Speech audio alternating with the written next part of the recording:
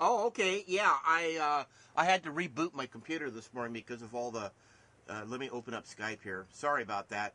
I noticed it was running really slow yesterday, and I just got fed up with it. And then back to back, all of the automatic updated files had to be downloaded, and so I have been in a 20-minute thing trying to get all that back up and running. So, is what I'm sending you is basically pretty much how I filled out 520 and the 3520A. Okay. And the authorization for agent document and my notional principal statement that I sent along with that. Okay. Those go into Ogden, Utah, and that's when I got that 98 series number. Oh, cool. And I wrote my Social Security number down there in all those places and in half the places I just left all the dashes out. I said, I'll let them figure out what number they want there. Yeah. No, I hear that. So I just, basically the way I've got it is pretty much the way I build it out and set it in. Hey, real quick, did you happen to catch Saturday night's Angela's call? No, I didn't. It might be worth your while to listen to it. He was going over the Postal document that they put together, and I don't know if you caught wind that he's got a new Postal document that exempts you off of the commercial grid. And what they're finding out, he says that they've been doing test trial runs with a lot of this stuff, and even the Attorney General's office is acknowledging that these documents are very effective that he's got up and running. I guess apparently several of the Attorney Generals across the states are actually taking notice to these estate documents. One key thing. Uh-huh. That template I sent to you yesterday. Yeah. Form 56. That is the most important document you need to have in place. When we turned 18, we were made the executor of the Social Security Trust. Not an executor over an estate, but over the Social Security Trust. And we became the executor. Now, it says on the Form 56 that all executors have to fill out a Form 56. Aha. We didn't do that. Yeah. And and the date on 1C, where it gives us the authorization, is the date that we turned 18, and that was our assigned date. Okay. That you put on there as executor? And basically, the title that you're going to sign, down at the very bottom of that, is the title of executor or executor over Social Security Trust, whatever. Or esquire or occupant, one of those. Okay, and basically you sign as, like in my case, Patrick Devine, Esquire. Mm-hmm. You're an Esquire either by being the firstborn as a knight, or you are an Esquire by being an executor. An executor is basically an officer of the court. You were appointed the executor over that trust at that point in time. It's not a dead man's estate or anything like that David Clarence and all these other guys are talking about. Mm-hmm. It was so simple, really. And then we, on the Form 56, we do away with all the other fiduciaries that are basically acting out there right now. We cancel them out. What action? Does it automatically cut them off, or what? Yeah. When you mark the box, this supersedes all other fiduciaries that are assigned to this number. All right. So in other words, what you're saying, when you fill out a Form 56 and you reflect that you are the esquire for the office of executor, and they catch wind of that, they realize they no longer have power of attorney over that matter. And would the office of the executor be needed, is the question? No, you're in the office of fiduciary at this point in time. Okay. You become the senior trustee. Do you send that Form 56 off to the IRS? Yes, that goes into where you have to send your yearly 1040 form to, where I see. But keep a copy of that, and you will send that out to various places if you need to. Okay. When you do your 1040s or your 1099As, Bs, or Cs, you can send those in. A copy of that and say, hey, I've already got this on file, but I'm just notifying you that this is what's going on. You do a 1099A against the state. Now, the one thing I wanted to ask you, in your group, okay, we get a tax bill. We get a license fee for the vehicle. Yes. What is going on is we have put our vehicle up as collateral. The state is the tenant. Now, if they're the tenant over that collateral, who owes the taxes? Who owes the insurance? Well, naturally, and from what I've read in the past, it would be the state itself.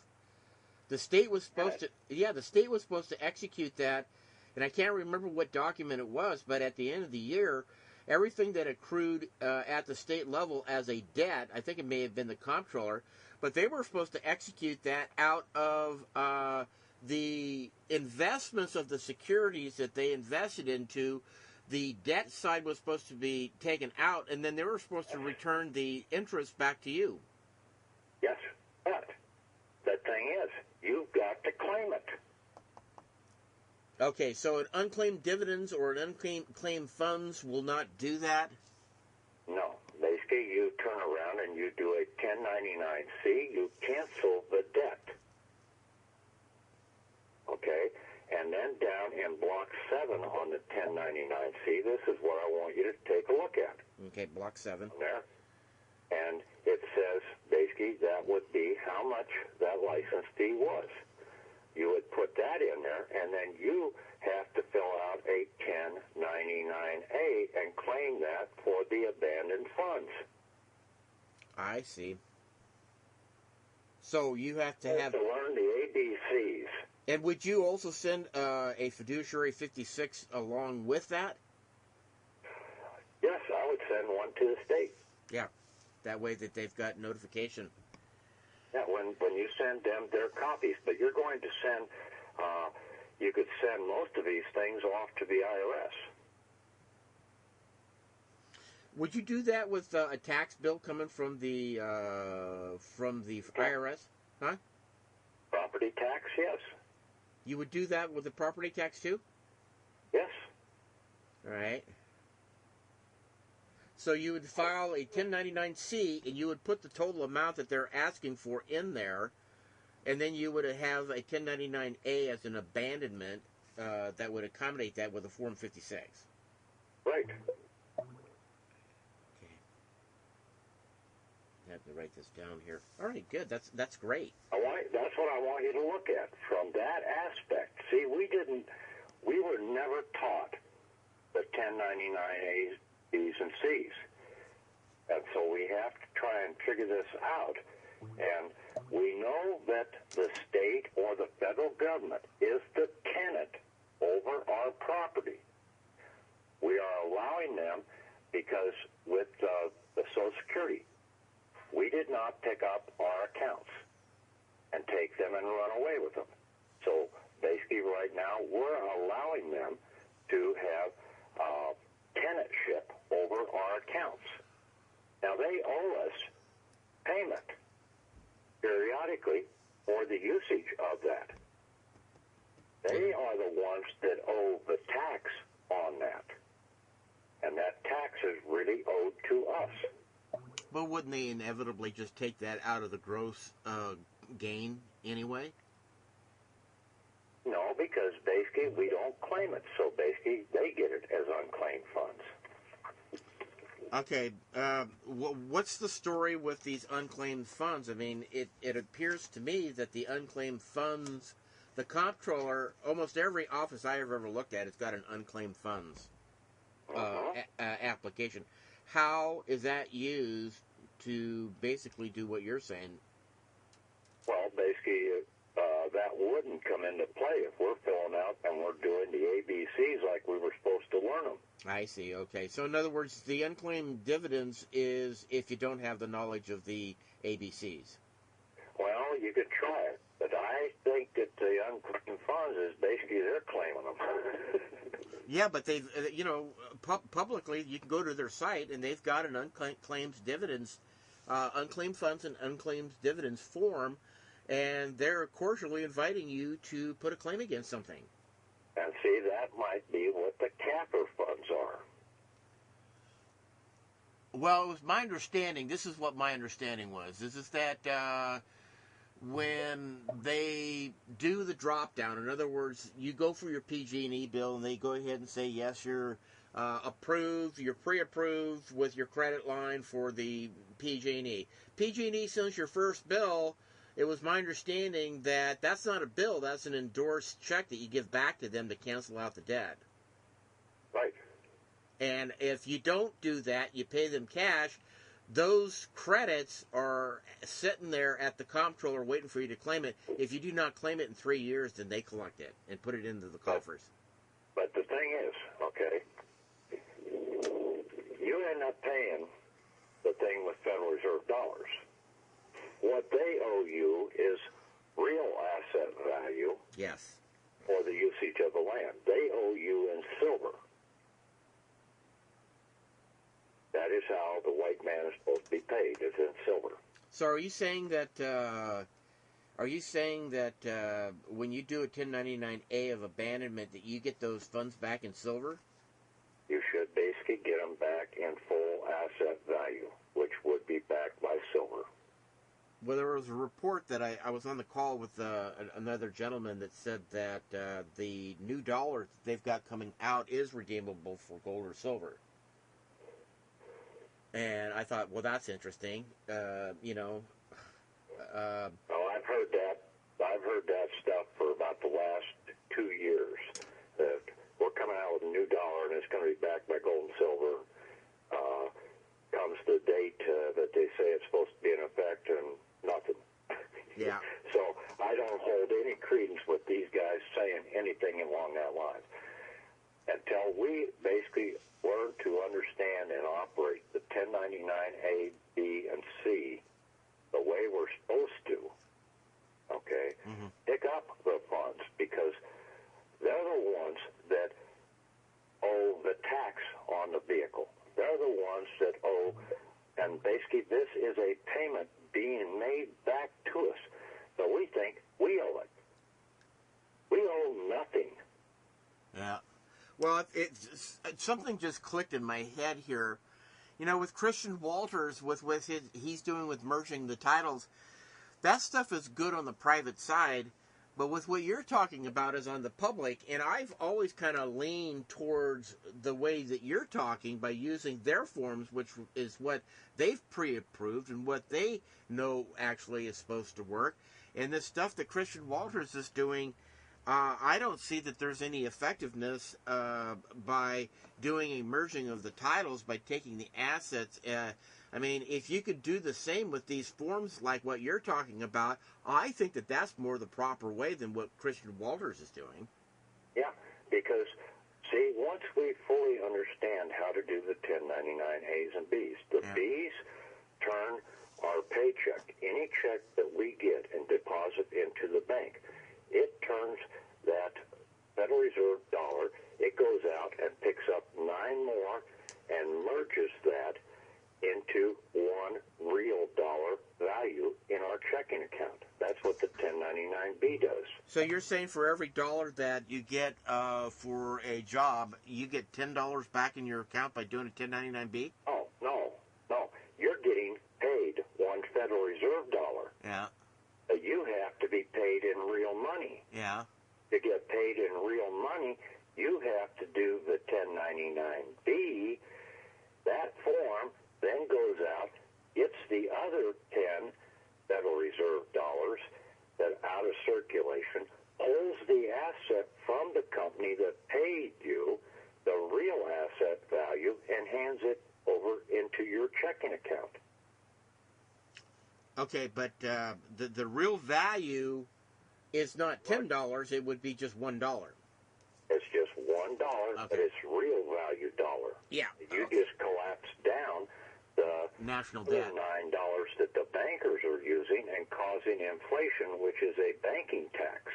Yeah. So now you're starting to operate with real value money. Well, how come if that's such a terrible thing, how come the government's not stopping it? Because the government is in bed with this. They're making, see, the banks are chartered by either the United States. Some states have state chartered banks, and I've been trying to check this one out. Is that if a state has state chartered banks, you will find that they have a state income tax. If they do not have state chartered banks, they do not have a state income tax. Okay? Mm-hmm. I'm trying to verify that one. Mm-hmm.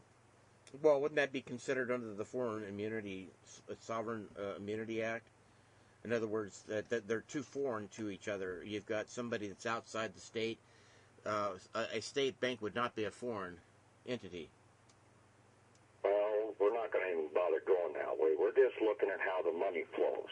Ah, okay. Yeah. Basically, a state chartered bank, they have to tax you income tax within the state, because is what they're going after is your statewide commissary. Pat, hold on for 1 second. I got to check and see who this is. Okay. When the state charters a bank, like Iowa has state chartered banks. Now there's also FDIC chartered banks here in the state, and there's also the ones that are under the comptroller or through the national banks through the Federal Reserve. But if they're a state chartered bank, they're chartered by the state. The state has a hand into the play. So the three players that are involved with that 9 extra Federal Reserve dollars are the state, the local bank, and the Federal Reserve. They're all getting a share of those $9 to utilize. Yeah. Okay. Now at the federal level, then it is just FDIC or the national bank, and they through the second comptroller and corporation, they're the ones that chartered those banks. So those banks, the federal level, and then the Federal Reserve are the three. But it goes in 3 tiers, is what you're saying, no matter what angle they come from it. Yeah, and so that's what I was looking at from that respect. But with the 2 FIDE commissaries, the federal level and the state level FIDE commissary, the state FIDE commissary is using, we gave them the title to our vehicle. They basically are writing bonds off against that as collateral. Yes. They owe us the payment back because they're the tenant. We're the creditor. But you got to ask for it. We have to ask for it, and that's with the 1099-C and the 1099-A. Okay. We have to do the abandonment of secured property to claim it back. It wouldn't be acquisition? No, acquisition is when we're going down to the car dealership and we're going to acquire that automobile. We will take, now that we fill out the Form 56 correctly, we will be the fiduciary ordering that payment to come out of our FIDE commissary and go over to the car dealership in real value and buy that vehicle. Well, I'm just gonna throw a monkey wrench in, and it's not meant to distract what you're saying here. But so many of these people, and I might keep my fingers on the pulse here. So many of them just want to get out of this whole system altogether, and they call that freedom or liberty. This would probably just keep them wrapped up with the government and keep them in the loop of this stuff. And I'm sure that there's going to be some arguments about that. You got any kind of a remark that you can say that would comfort these people that would just assume to get rid of the whole lot? Yes. Okay, what's your response? Right to their face until you understand, and basically you haven't done a very good job of being a creditor over your tenants. You haven't been having your tenants pay their bills, so why should you get the whole damn thing? Yeah. Okay, that was what I would say to them. Okay. Learn the system first. Then you can come out of it because I gave you the form to come out of it with. Yeah. Yeah. Well, so... That is... But if you were to take and turn this around, like say for instance, a person has been doing these letters of executor. Say for instance they were doing that, and they've offset the government, they've offset the local county, and they no longer have they're no longer acting as the tenant, as you're saying, or the executor, as what David Clarence is saying. No matter what word you're using, when you offset that, you're still basically doing the same thing, but you've got what you're saying is that you've got... Chris, huh? You're missing the point on that. Those things are starting now to backfire. I knew they were going to. Yeah. Okay? They're starting to backfire into some people because they're not doing the 1099A, Bs, and Cs. I see, okay. They're not putting the forms into the system to cancel and to correct the problem the right way. They're just thinking they go in with a damn stinking letter and everything's going to be all taken care of. It can't. We have to use the forms to get to the accounting department so that they can ledger the books correctly. And so what you're saying is the IRS is who they have to answer to inevitably anyway. And for it to be an honest system, by using these documents, you're going in there under the authority of the IRS is to go ahead and handle these affairs with PG&E. Therefore, PG&E can't screw you. They have to balance their books. So by the initiation of the IRS to have these forms go ahead and close up that system with, or to close out that bill with the PG&E, is that they're not going to fool around with that. It's just going to be very smooth, right? Yes. Basically, with that Form 56, you are now in control. The IRS will be supporting you 100% because you've identified yourself as being the full owner. Right. Okay? And then as soon as we get established that we are the ones that are supposed to be the owners of this property, then we force the tenants to pay us what they owe us. Well, in regards to property tax, if you've got a system that allodializes the property, that means that it's exempt. Huh? Basically, they haven't got that yet. There is no allodial until basically they get control of their property and have paid for it with real value. Okay? Mm-hmm. They haven't got anything. That you will get when you take your 5 commissaries and basically you offset that mortgage on the house. And basically you come in there and say that basically this was paid for out of my account 3 years after that initial mortgage was signed. Yeah. It was settled. Yes. That's the law. That's the M1, M2, M3, right? That's right. At the end of the 3rd year, they have to have gone into our 5 commissary and settled it with real value.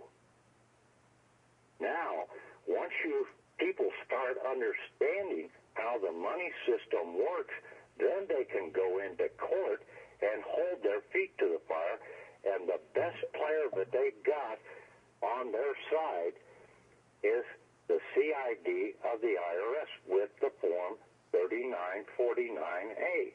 Okay. That's our protector.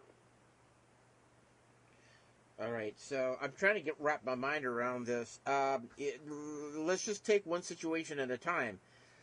Say, for instance, you've got securities out on the open market on a mortgage. I've got two situations I'd like to test here. Okay, so you use a 1099-C for the total amount that the bill is for.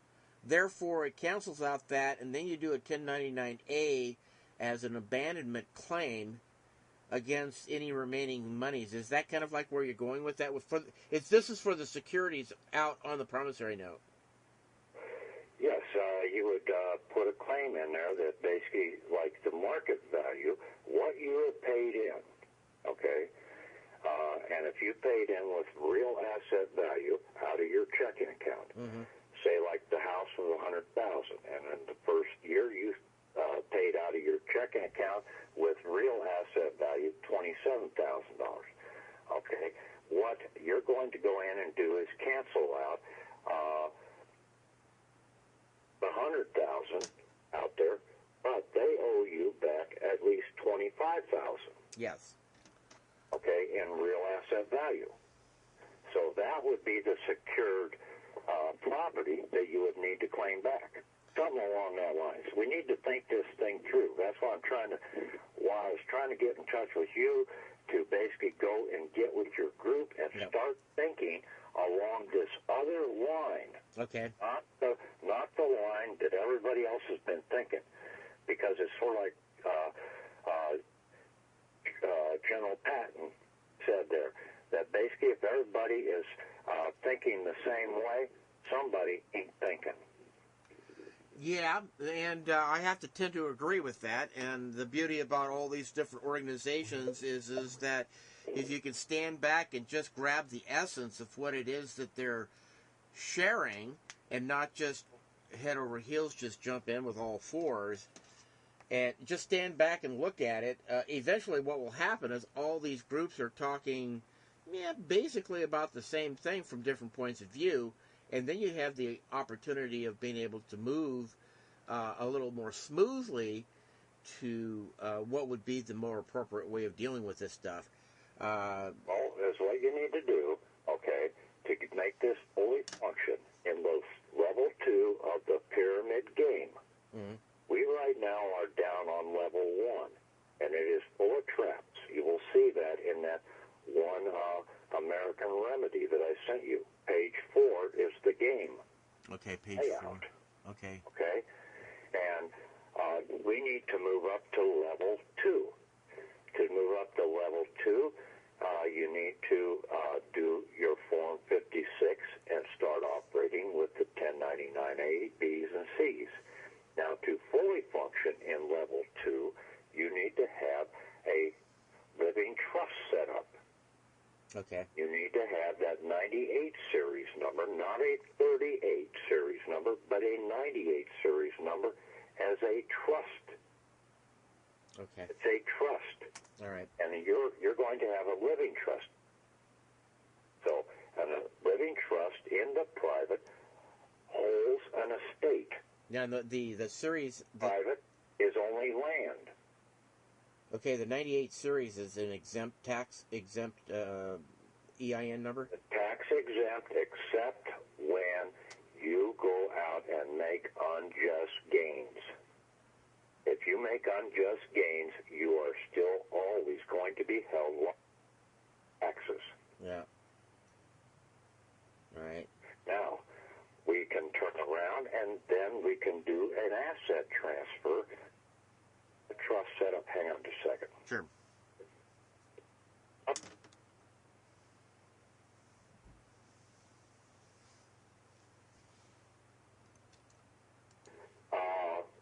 We could do an asset transfer out of our 5 commissary,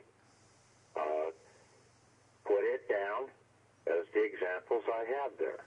And then you would put over the recipient or the borrower's number would be our 98 series, and our beneficial owner, which is going to be like Patrick Devine, Esquire, would be getting the payment for that. Mm-hmm. Then we would deposit that into the bank account that we will set up for our living trust under that 98 series number. let me ask you a question. Doing all this stuff with the IRS, is that kind of like admittance that you are a 14th Amendment citizen under the... No, it isn't. Okay, because when you said that they're going to still tax you for unjust gains, it struck me that you were basically voluntarily participating with their tax base. No, basically, unjust gains. Mm-hmm. We are tax exempt for our labor. Yes. We owe no taxes on our labor or our property. Yes. Okay? Once we get it out into the tax exempt area. Now, if we want services for our property, we will have to contract and pay for those services, like road service, like if you want to contract and support the local school system, you can. If you don't want to, you don't have to. It's not forced. But while we are under this system right now, when we have given them jurisdiction over the property that is basically being held in our 5 commissary, they are the holder of the title. They are the tenant. That is what the taxes that they're paying the taxes for the public education because they're public. So we have to turn around and combat that. Claim those funds back and stop abandoning them. Yeah. Well, okay. I think that some of the people are going to be a little leery about, dealing with the IRS, but I don't see any other way around it. Wake up to the fact that they've been wrong all these years and people have been lying to them. Well, that's true, too. And whether or not these clowns... That guy. Well, I think the argument is are they going to play ball honestly? Because if they're unwilling to play ball honestly, we're getting ourselves back into what so many people have fought for many years, getting out from underneath. They will play ball honestly when we play by the right rules. All right. When we come in and put our fiduciary contract in and claim that we are the executor over that estate, by being the executor and by being the fiduciary over that, we are the highest power there is.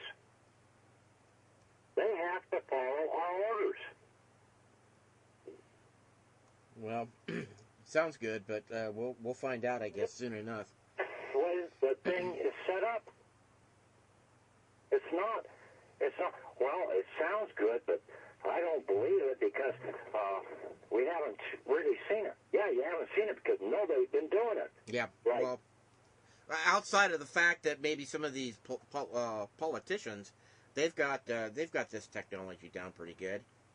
No, they don't. They don't even know this damn system. You got to be kidding! I mean, most of these guys don't own a damn thing. I mean, everything is in a corporate sole, or is in other words, they can personally be sued and not lose a penny of what they've got as their assets. I know how to cover certain things, but I'll guarantee you, Chris, when I got my EIN number, my 98 series EIN number, yes. How many people are there in this country? Well over 300 million. Yeah. When I got my 98 series EIN number, mine was 648,000 something, 159. Mm-hmm. Okay? All right. That's how many people have knowledge of basically setting up and living with a living trust. And that would be the whole. That would be the whole intent, is to set up a 98 series as a living trust. Right, and then basically you can move all your assets over into the living trust, into the private. And that is what the 1099 CAP form is all about. You transfer your 5 commissaries, yeah. But you have to be the fiduciary. Are you saying commissaries? Huh? Are you saying commissaries? You have to be the 5 commissary, sort of like a military commissary. All right.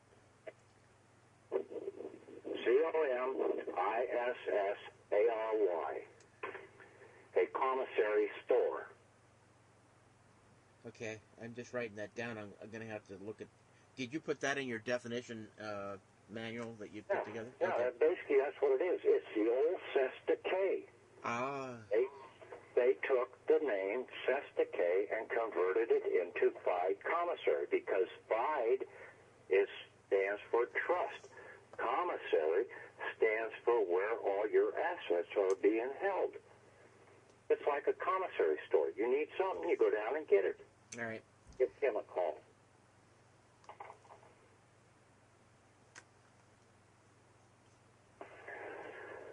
So and we have one at the state level and one at the federal level because our shares of stock, we are a shareholder. So when you look at the 1099 CAP, which when you look at the dollar, it has a pyramid on it, and it has the all-seeing eye on it. Yes. It's supposed to be us. That's us. Looking at it. It was looking at us. Because that's where we're supposed to be, because when Moses and the Hebrews left Egypt, the Pharaoh's treasury was atop the Great Pyramid. That was his vault. His safe was atop that Great Pyramid. How unique. What better place? Hide it right out in plain sight, and so that nobody could come in at night and steal it. That's right. It'd be a hell of a climb to get up there. Yeah, nobody could climb that and scale it down, especially when it was smoothed down. They could never get up it. Yeah. They had to tear a bunch of that stuff away to go up and get it down, and the Hebrews left town with all that gold. That was the pay that the Hebrews were owed for 210 years of service. Interesting. Now, I didn't hear that part before, but that's interesting. Oh, nobody told you that. Yeah. And you have to read between the lines. Well, what happened to it? Used to be there. Where is it now?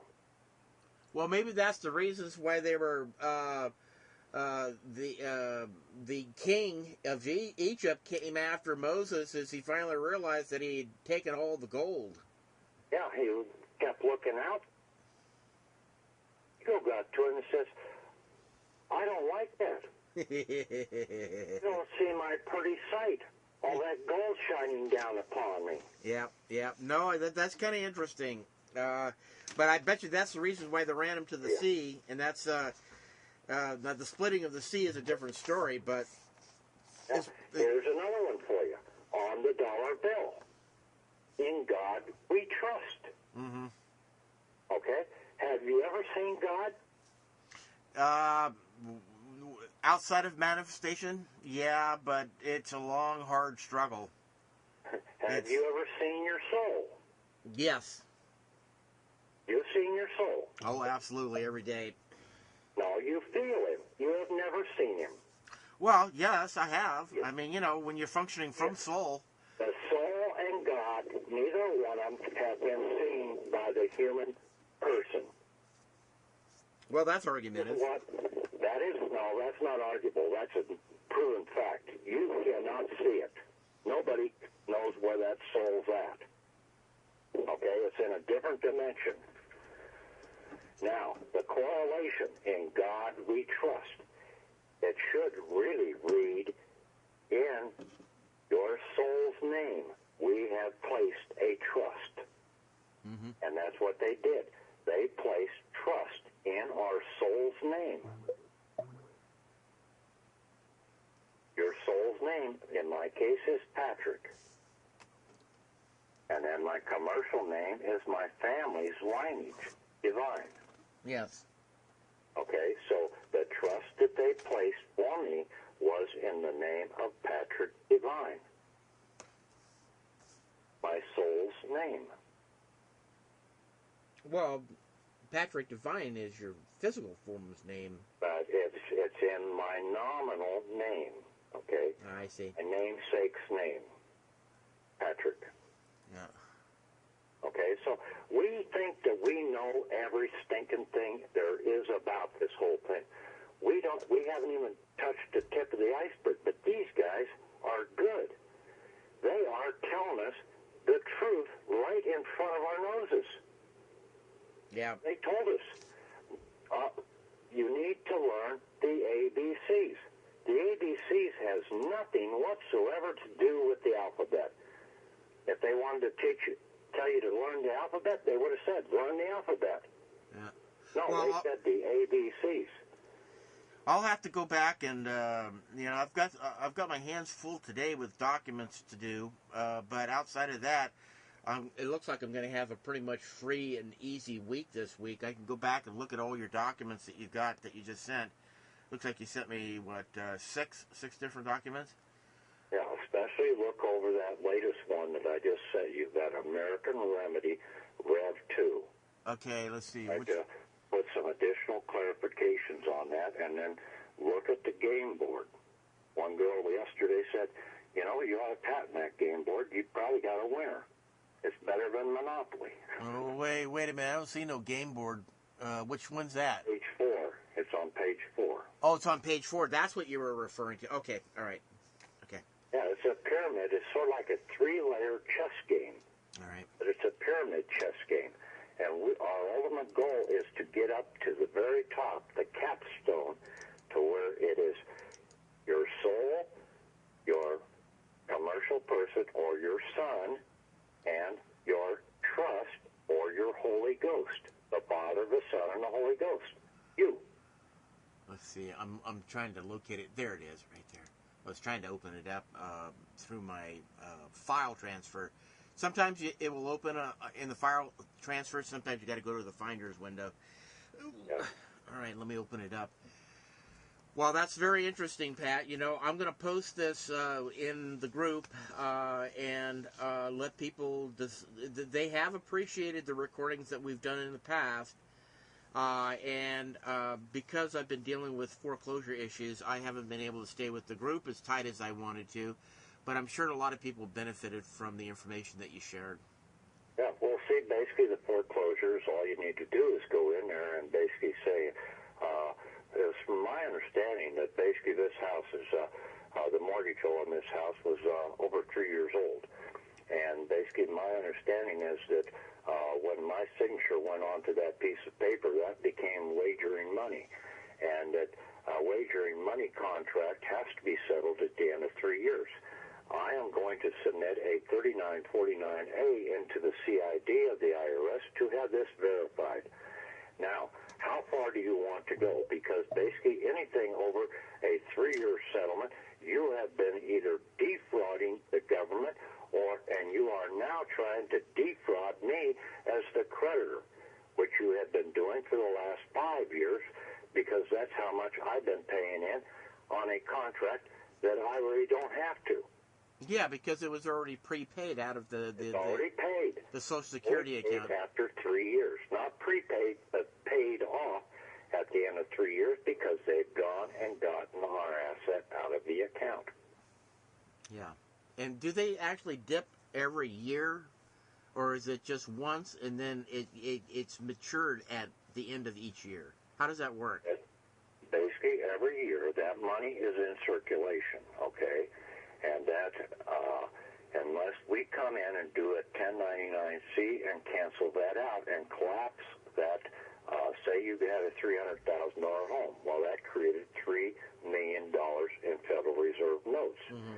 Now, if you came in and did a 1099-C for the $300,000, then they would not be. That would have to take $3 million Federal Reserve notes off the market in year 2. If I was the power of attorney over my mother's mortgage on this house, and it's been over 3 years, would the IRS honor me as being the power of attorney for her and go ahead and execute this paperwork, or should I have her sign off on this stuff? You would have to basically also get a Form 56 in place. Yeah. A fiduciary contract assigning you the power of fiduciary. I see, okay. And cancel out all other fiduciaries out there. She has to basically do a fiduciary and become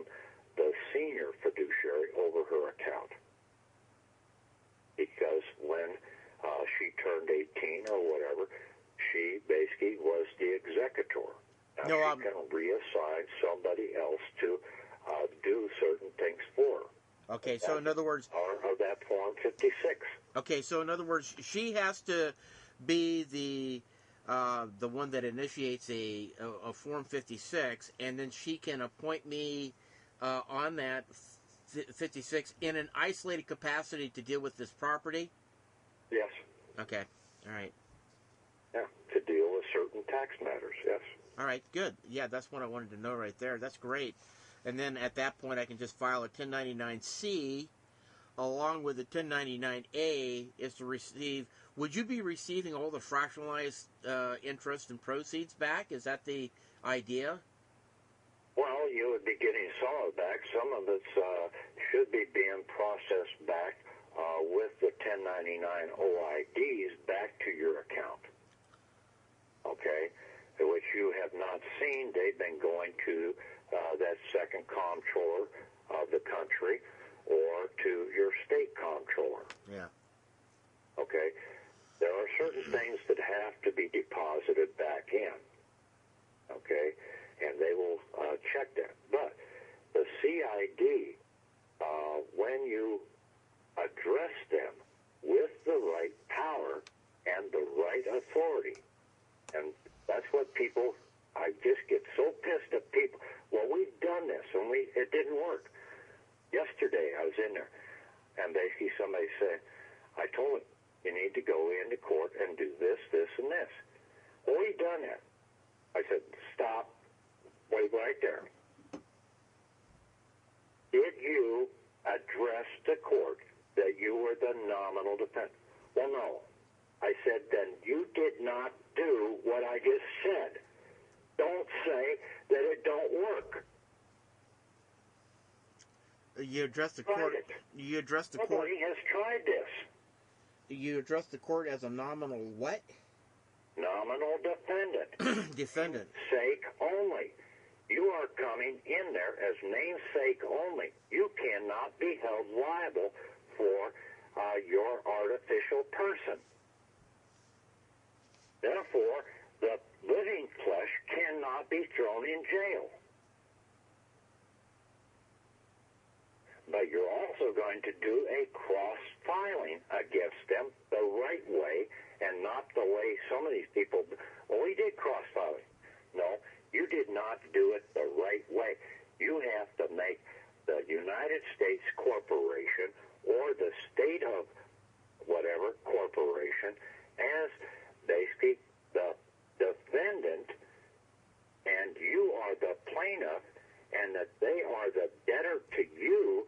They have to pay their debt to you before you can pay your debt on the other side. The plaintiff never loses.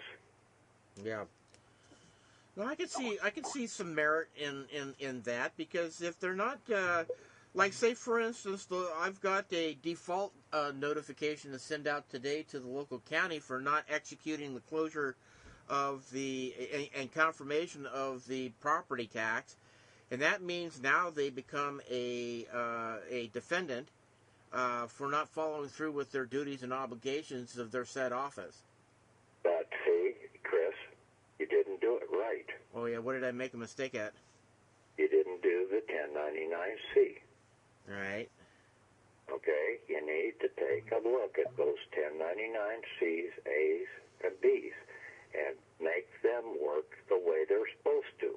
Okay. We have to cancel the debt that they owe to us, and then we have to claim the property back. I see. We were getting bits and pieces. Now, whether some of these people really did get some of this stuff back, they never told us the whole story, if they were getting it back the right way. Yeah. Well, what's the purpose of using a 1099 OID when an A can actually do the same without getting into trouble? The 1099 OID is not our form. That is what the bank is supposed to do for the usage of our money. They owe us a fee. They have to file that, and they have to process that back through the system to be deposited into our 5 commissary. Well, no wonder people are getting in trouble using that OID. Because because we're putting a fraudulent document in place that's already been taken care of. We can't issue it. The bank has to issue it and say that here is the payment that we owe. Now go and put it in this guy's fied commissary. And the comptroller of the currency does that. Going back to the commissary, those would be like your birth certificate. It would be your social security number. Huh? Okay. And basically when we're going to do the 1099 CAP, and basically I've got it listed on the 1099C, the 1099A. When we are doing an acquisition, the creditor is the fied commissary, the Patrick Devine fied commissary, federal American fied commissary. He is located in Washington, D.C., in the Treasury Department. It's the commissary that is really the creditor. Would that be an office? No, it's basically a trust. So a commissary basically is a cestica account that you're saying, and that would be like your birth certificate and your social security number, right? It's basically when you get ready to claim this under new management with the 1099 CAP, yeah, you will put the fied commissary up there at the top. And basically you're going to have your commercial person or your artificial person, in my case, Patrick Devine Esquire, as going to be I forget what the title is down below, but the number 2 position on that document. The Social Security, we need to have that Social Security account because that is our access key combination to our safety deposit boxes. Yeah. Okay, so we put down the Social Security number as what the fied commissary's number is, and then we put down our 98 series number of where we're transferring it to. This is going to be under new management or new reorganization. It will be one share, 100%. Value, full value. Type of stock, vassal. VASSAL. That is the type of the share of stock. It's a vassal. Then you're going to come down and say that this is being transferred because this is going over to my living trust. Now, the account number down at the very bottom, that is your birth certificate number. Okay. Did I miss one of them? I got the Strawman, and then I've got the SSI, and then I've got the 98 series, and then you said, what were the other two? Commentaries? Commissary. Yeah, commissaries. Fied commissary is our old cestica. Okay, they didn't like the French word cestica, trust, so they got rid of the French and brought in this fied commissary, which is, and the Judicial Department is the one that renamed it to this, and because they said the other was just too tongue-twisting. But it's commissarius or something like that was really what the original term was. Okay, and so the last of the 5 would be that would be birth certificate and the lower number on that, and then it would be the living trust. Would that be the 5 commissaries? Well, basically, when you look at the forms, I sent you examples of all 4 forms: the 1099A, B, C, and CAP. Yeah. All the information is right there. Okay. Well, I'm going to have to review that. Can't do it today. I've got too much shit going on Monday here. Well, that's why I wanted to get you in your group to basically start looking at this stuff. There is a little more yet there to piecemeal together. But stay away from half that other garbage, because I'll tell you, I have gone down every road with that garbage, and basically none of it works. None of it holds any consistency. Yeah. One guy says, yeah, I got accepted for value to work. I never got one of them to work, and I did it every which way possible. Closed checks. We didn't understand that the closed check is when we finally get real money into our account that is asset backed. Then when we write a check out of our local bank, we write closed check on it. The bank cannot turn around and reopen or expand that check out anymore. Mm-hmm. It has to stay and make a full payment transfer of the asset or that we bought. Where would you put the closed check? Where would you write that? On the front or the back? You could probably do it on both places. Yeah, okay. And then basically if they do that, then they are committing outright bank fraud. Yeah. That's where the closed check comes in. Now, the negative invoice, we always have to do, in some cases, negative invoices with the 1040V to offset. If we're taking something out of an account, we have to put something in on the other side to balance it out. Mm-hmm. So we have to put a negative in on one side to cancel out the positive that we're taking out on the other side. That's standard bookkeeping. Well, so are you saying that the Federal Reserve Bank with the Social Security trust account has to... No, they don't have it. They don't have it. They don't have the double entry?